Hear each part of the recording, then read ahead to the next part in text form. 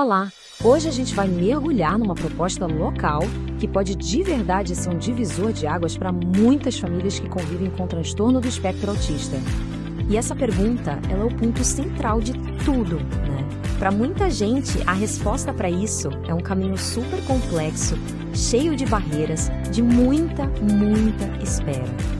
Mas olhem só, é lá em Dias d'Ávila, na Bahia, que surge uma proposta para tentar simplificar essa jornada toda. E a solução é bem direta ao ponto: criar uma equipe dedicada. Então, pra gente entender de verdade o tamanho da importância dessa proposta, primeiro a gente precisa ter uma noção do desafio que essas famílias lá de Dias d'Ávila enfrentam hoje em dia. E o texto da proposta já começa assim, sem rodeios, falando das dificuldades enfrentadas pelas famílias atípicas na obtenção de diagnósticos confiáveis. E, gente, esse atraso não é só papelada, não. É um obstáculo que literalmente trava a vida das pessoas. Aí a gente se pergunta, o que é que está em jogo com essa demora toda? Pois é, um diagnóstico é a chave que abre todas as portas. Sem esse laudo, o acesso a terapias que são fundamentais fica complicado, a inclusão na escola do jeito certo fica mais difícil e até para conseguir os benefícios sociais que são garantidos por lei, tudo fica parado. E olha que interessante, essa proposta lá do município não é uma ideia que surgiu do vácuo, não.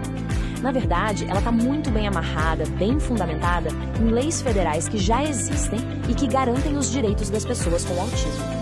Essa linha do tempo legislativo é bem clara, né? Lá em 2012 veio uma lei super importante que colocou os direitos no papel. E aí, mais pra frente, em 2020, foi criada a CIPTEA, que é a Carteirinha de Identificação Oficial, pensada justamente para facilitar a vida e o acesso a esses direitos. E aqui está o pulo do gato, a conexão que a gente precisa entender. A CIPTEA é a chave, certo? Só que, para conseguir a carteirinha, a lei exige um laudo. E é aí que está o grande gargalo. Porque se o acesso ao diagnóstico já é difícil, a carteirinha não sai e os direitos ficam todos travados ali, no mesmo lugar.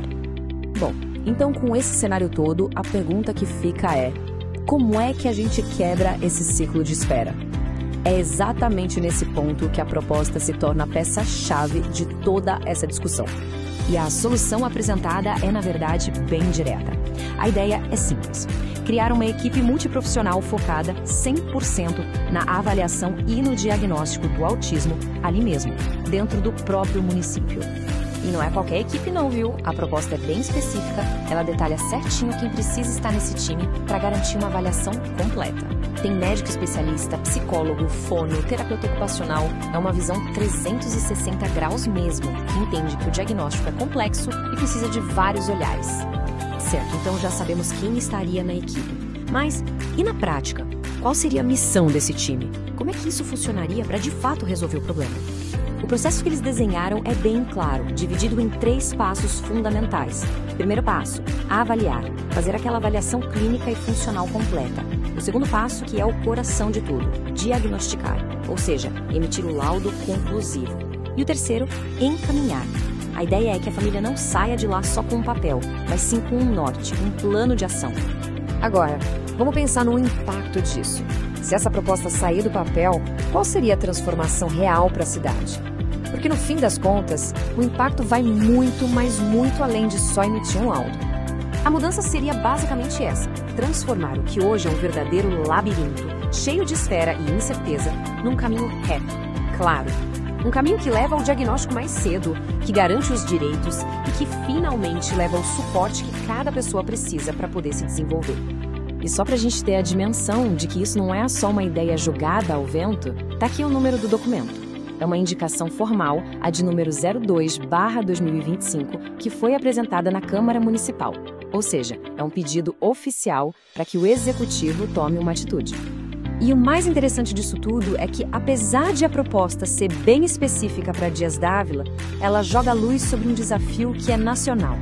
É um baita exemplo de como uma solução pensada localmente pode sim ser uma resposta super eficaz para um problema que a gente vê no Brasil inteiro. E isso tudo acaba deixando a gente com uma reflexão, né?